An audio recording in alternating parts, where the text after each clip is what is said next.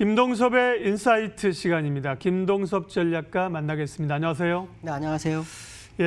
김동섭 전략가께서 이제 MTNW로 합류하셔서 조금 더 많은 시간들을 투자자들이 좀 의견을 들으실 수 있지 않을까 저는 이제 기대가 되는데요. 앞으로 좋은 정보도 부탁드리고요. 시장 얘기하겠습니다. 일단 1955니까 이제 조금 시장이 좀 힘겨워하기도 하는 것 같고요. 조금 소강 상태인데 어떻게 판단해야 될까요? 우리나라 시장하고 미국은 많이 달라요. 좀 많이 다릅니다. 상황이 굉장히 많이 다른 것 같습니다. 예전에 미국이 계속 상승하고 우리나라 하락할 때하고 똑같은 현상이 나타나는 것 같습니다. 우리나라 같은 경우에는 60일선 위에 와 있죠. 미국은 60일선을 터치하고 밀리는 상황입니다. 시장 상황이 굉장히 많이 다른 이유는 여러 가지 있을 것 같은데요. 일단 미국 같은 경우에는 그 전 세계 시장에 글로벌 위기가 왔을 때 가장 먼저 탈피한 나라죠. 양적 완화를 통해서. 그래서 실업률을 3%대까지 끌어내렸던 미국이 코로나로 인해서 쫙 빠졌어요, 시장에. 그래서 지금 문제가 된 것 중에 하나가 뭐냐면은 거의 2,200만 명 정도 이상이 실업자가 되고 있죠. 그게 이제 미국에서는 굉장히 부담으로 다가오고 있고, 그리고 실업 쇼크가 미국장을 약간 흔들어 버렸다, 이렇게 보시면 될 것 같습니다. 결국 그 실업 쇼크를 해결을 해야 되는데 지금 돈을 굉장히 많이 풀었잖아요. 바로 해결은 좀 어려울 것 같다는 생각이 듭니다. 여전히 미국은 코로나 진행형이고 그 공포를 잊고 경제 재개를 하는 모습이 나와야 되는데, 경제 재개를 5월에 하려는 미국의 모습이지만 굉장히 부담으로 다가오고 있는 현실이고요. 실제로 사람들이 어느 정도 시간이 지나서 안전 불감증이 생길 때까지는 좀 어렵죠. 요즘 우리나라 마스크도 안 쓰고 다니시는 분도 많고 그런 상황인데, 미국도 그런 상황이 올 때까지는 시간이 좀 필요하지 않겠냐. 그렇다면 지금의 이 상황은 뭐 조정으로 가는 상황은 아닐 거라고 봅니다. 조정은 아닐 것 같고, 적절한 움직임이 나타날 수 있는 공간, 제가 60일선과 20일선 사이에서의 움직임이 되게 중요할 것 같다라고 말씀드렸는데, 60일선과 20일선 사이의 움직임이 진행이 되고 있고, 그 모습 속에서 시장이 움직이고 있어요. 근데 미국과 우리나라의 차이점이 있다면, 미국은 20일선을 약간 이탈하는 모습이 있고, 우리나라는 60일선 위에서의 움직임이고, 상당히 우리나라 시장이 강합니다. 이건 아마도 동학개미 운동 뭐 이런 것도 있고, 시장에 사실 투자가들이 굉장히 많은 것 같습니다. 개미들이 시장에서 굉장히 매수를 잘해준 게 시장을 이끌고 있는 그런 형국이다라고 보시면 맞을 것 같은데요. 기술적 분석상으로 좀 접근을 해볼 필요성이 있죠. 미국은 지금 뭐 실업 쇼크가 있지만 이거는 누구나 다 알고 있었던 사실이에요. 당연히 있을 부분이고요. 우리나라도 역시 마찬가지고요. 하지만 그거를 시장에 이렇게 뉴스로 나왔을 때 큰 폭락을 안 가져온다는 거, 그게 특징입니다. 자, 그 얘기 무슨 말이냐면 시장은 올라오자는 의지가 있는 거다라는 해석을 해야 되겠죠. 지금 보시면 60일선 저항 맞고 밀렸고요. 또 오늘 새벽에도 60일선 부분에서 또 밀렸어요. 근데 올라오고는 20일선에서 양봉이 나와서 올라갔다가 다시 그 부분에 올라갔죠. 이거를 보면 이 일목을 싹 지워버리면 주식하는 분 입장에서 굉장히 부담스러워집니다. 20일선이 깨졌기 때문에. 근데 일목기준표상으로는 이 의문으로 들어와 버렸기 때문에 여기서 조정 들어올 거를 힘으로 밀어놓거든요. 그래서 이 매물대가 저항 매물대가 아니라 지지 매물대로 바뀌는 이 구름대가, 그런 상황으로 미국 시장은 바뀐 거다라는 해석을 할 수 있고요. 후행 스팬상으로도 보면은 현재 상황으로 뭐 쭉 밀어낼 그런 자리는 아닌 거로 판단합니다. 조금 더 옆으로 기더라도 갈 수 있는 방향은 남아있는 것으로 해석을 해야지, 이걸로 조정에 대한 기대감으로 보는 것은 아닌 것 같습니다. 물론 시장에서는 여전히 조정이 되려면 난 들어오겠다는 생각을 많이 하시는 분이 있는 것 같은데, 기다리는 조정이 정말 올지에 대한 궁금증이 있습니다. 제가 말씀드렸죠. 5월에는 사실은 시장이 굉장히 어려운 시장이었습니다. 10번 중에서 7번 정도로 하락을 했었던 부분을 보면 지금 상황에서 굉장히 부담스러울 수 있다는 생각을 할 수 있지만, 그건 절대 아닐 거라는 해석을 해야 될 것 같고요. 두 번째로는 유가 얘기를 좀 해볼까 합니다. 원달러를 좀 얘기할까 합니다. 제가 갑자기 딴 생각을 하다가 원달러에 대한 부분을 좀 말씀드릴까 하는데요. 원달러가 어저께 끝난 새벽에 여기환율에서 1229원까지 갔었죠. 1230원을 또 오가는 모습입니다. 원달러 그 정도 올라오면 조정이 들어오죠. 현재 원달러 1227원 정도 됩니다. 근데 이 원달러가 약세로 가고 있으니까 이 약세가 정말 문제가 될 수 있지 않을까? 뭐 이런 생각을 할 수 있죠. 근데 월봉, 일봉, 주봉을 보면 원달러가 굉장히 문제가 될 수 있는데 저는 아니라고 판단합니다. 차트상으로는 그렇게 보이는데 원달러를 문제를 일으킬 수 있는 현재 있는 건 딱 하나밖에 없어요. 오늘 새벽에 뉴스에 트럼프 대통령이 그런 얘기를 합니다. 이 코로나로 인해서 지금 중국과 누가 이거에 책임이 있느냐 얘기를 하면서 미국이 중국을 몰아붙였죠. 그 상황 속에서 트럼프 대통령이 지난번에 무역 협상 카드였던 관세를 약간 인하해주는 부분을 종료하겠다는 생각을 갖습니다. 이 관세 부분.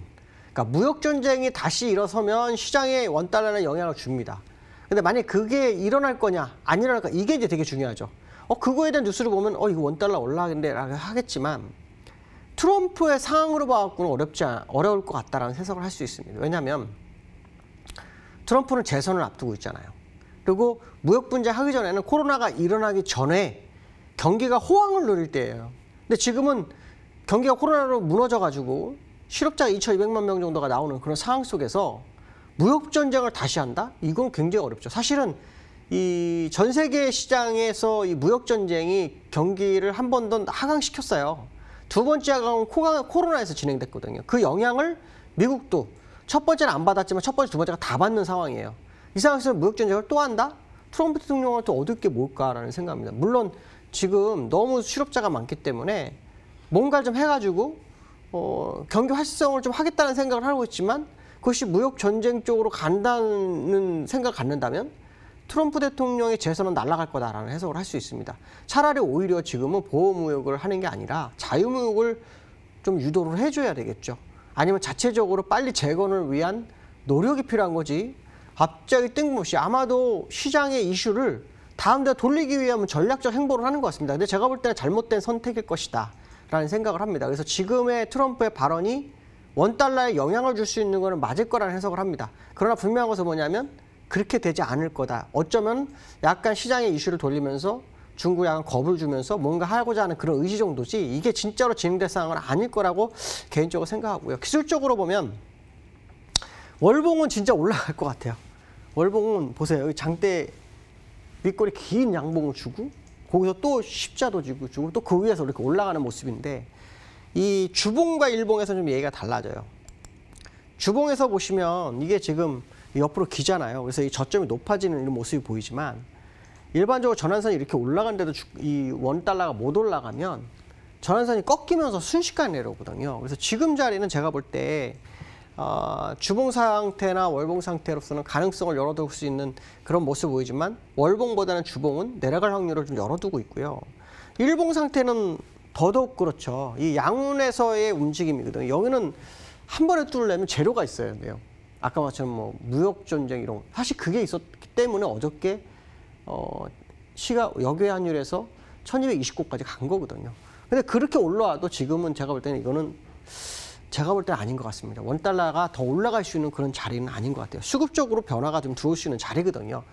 그렇기 때문에 현재 상황의 이 원달러를 100% 신뢰하는 건 좀 아닌 것 같다라고 말씀드리고 싶고요. 물론 이 정도 가격이 있어야 우리나라 무역 수지에 도움이 되는 건 맞습니다. 그래서 무역 수지를 위해서 더 안 빼는 수도 있겠지만 그 얘기는 시장에 더 갈 수 없는 상황이 될 수도 있다는 얘기죠. 이런 부분을 좀 감안해서 매매를 하시면 될 것 같고요.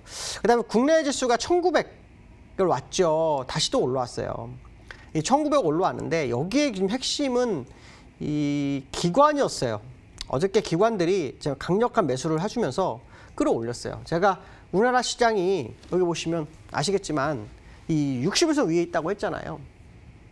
이 자리가 저는 굉장히 중요하게 바라보고 있어요. 뭘 중요하게 보냐면요. 이 자리는 외국인이 진입을 시도할 수 있는 자리일 거라고 저는 판단을 하고 있어요. 그래서 잠깐 수급을 좀 보시면 아침에 매수였어요. 그랬다가 다시 매도로 봤는데 매도가 그렇게 강하게 못 나옵니다. 오늘 개미가 또 사죠. 그러니까 개미가 아주 적절한 타이밍에서 시장을 받치기는 잘 받치고 있어요. 근데 개미하고 기금이 같이 들어가야 진짜 시장이 상승을 합니다. 그런 부분을 감안한다면 지금 기관이 매수를 하던 외국인이 기관을 하던 그 기회가 온 거다라는 거죠. 그래서 우리나라 시장이 제가 코스피에서 아까 60일선 돌파가 됐다고 했잖아요. 코스닥 지수가 얘기가 좀 달라지고 있어요. 코스닥 지수는 완전히 다 돌파했어요. 완전히 다 돌파했어요. 이 얘기 무슨 말이냐면 시장이 어느 하나가 시장을 끌어가는 과정인 거예요. 무슨 말이냐면 옛날에는 코스피가 가고 코스닥이 따라가는 과정이었는데 지금 코스닥이 가고 거래소가 따라오는 과정이에요. 그 이유는 삼성전자의 외국인들 물량을 팔기 때문에 삼성전자나 SK하이닉스가 시장을 잡아주고 있는 상태예요. 못 가게. 그래서 다른 종목들이 올라오고 그 사이에 코스닥이 가면서 시장의 방향성을 인정하는 그런 상황 정도로 해석하면 맞습니다. 그래서 코스닥 시장이 오늘도 보시면은 1.3% 상승하잖아요. 미국에서 나스닥은 상승을 했어요. 그러니까 시장의 주도주가 바뀌는 과정일 수 있거나 아니면 코스피의 시가총액을 높여주는 과정일 수 있다는 거죠. 자, 그런 과정이 지속되는 현재의 시장의 모습을 본다면 시장은 더 상승 가능성은 있어요. 그러니까 이 부분을 봤을 때 원달러가 아까 제가 주봉은 내려가는 쪽이 더 갈 수 있고 월봉은 좀 올라가는 쪽이지만 주봉 쪽의 무게나 일봉 쪽의 무게를 실어야 된다는 이유가 바로 이런 부분들이거든요. 무슨 말이냐면 항상 원달러 이런 것들을 다 확인하는 그런 전략이 필요하다라고 말씀드릴 수 있어요. 오늘 제가 또 말씀드리고 싶은 것은 제가 이제 증권사 제도권을 벗어나서 MTN에서 전문가로 시작을 했습니다. 론칭 작업을 하고 있고요. 오전 9시부터 3시 30분까지 MTN 홈페이지에 들어오시면 이제 이 전문가들 무료 방송이 있어요. 제가 그 무료 방송을 열었어요. 어저께부터 열었는데 아직 모르시는 것 같으니까 많은 분들 참여 부탁하겠습니다. 오늘 여기까지 하겠습니다. 감사합니다. 예, 김동섭 전략가님 함께했습니다. 저희 시간에도 시황 전해드리고요. 말씀하신 것처럼 또 무료 방송에서 좀 더 많은 정보를 보실 수 있으니까 참여하시면 좋은 정보를 얻을 겁니다. 지수 확인하겠습니다. 코스피는 약보합권이죠. 조금 5포인트가량 0.27%네요. 코스닥은 예, 말씀하신 것처럼 상대적으로 뭐 코스닥이 아마 전 세계적으로도 굉장히 강한 흐름 아닐까요? 1.3% 올라서 갑니다. 시장 공감 10 마치겠습니다. 함께해 주셔서 고맙습니다.